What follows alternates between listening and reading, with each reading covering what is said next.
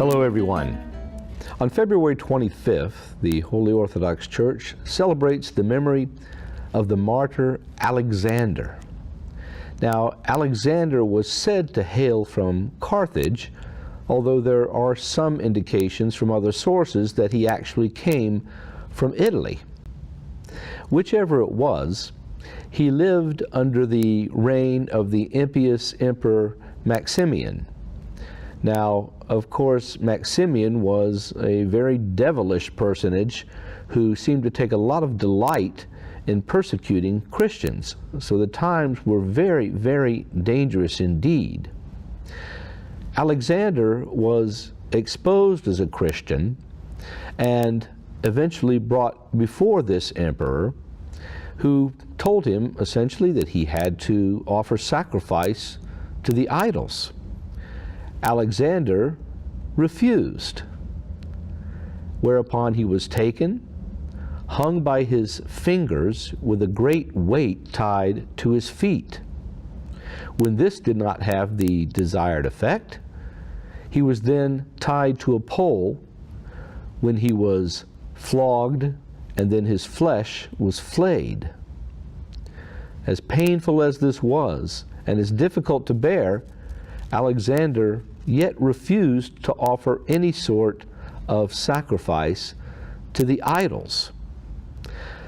We often look back upon some of these stories, especially for the martyrs of this time, and get the impression that somehow, since many of them seem so similar in the extreme nature of their torments, that these were simply transferred from saint to saint in a very sort of static, hagiographical manner. But yet I think it's something different.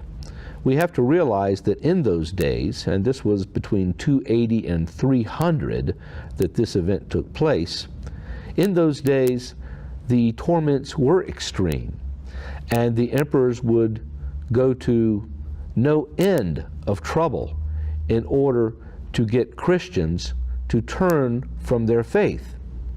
It wasn't until the sainted Emperor Constantine would come along just a few years later and make the Christian religion legitimate in the empire that these torments ended.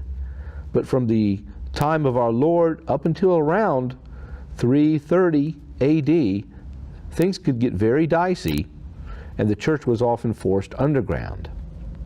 But Alexander was resolute, and he was transferred yet to someplace else, where the governor of the region, Tiberian, asked him again if he would deny his faith and sacrifice to the idols. Well, Alexander refused yet again, and they burned his face severely. Now after this, he was asked for a third time if he would deny his Lord, and if he would indeed come and sacrifice to the idols. He said no, resolutely. So this is exactly what happened. And he was beheaded, and he was thrown into a river, whereupon 4 devout Christians were able to recover his relics, and they presented them to his mother. Now his mother also played a role in all of this, for when he was being transferred from place to place between these horrible tortures, his mother was encouraging him along the way. And after Alexander's repose, he appeared to her and thanked her for her encouragement.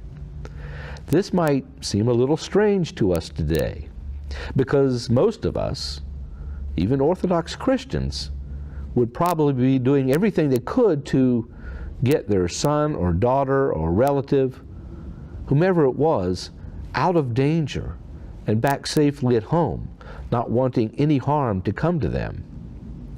But the mother, in this case, very, very devout, knew what a wonderful reward lay in store for her son in the kingdom of heaven. And so, not trying to discourage him from making his combative effort in spiritual warfare, she encouraged him to endure the things that were being thrust upon him with patience.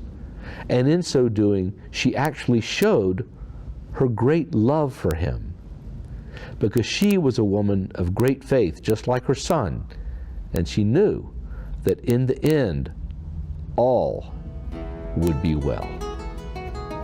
Bye-bye.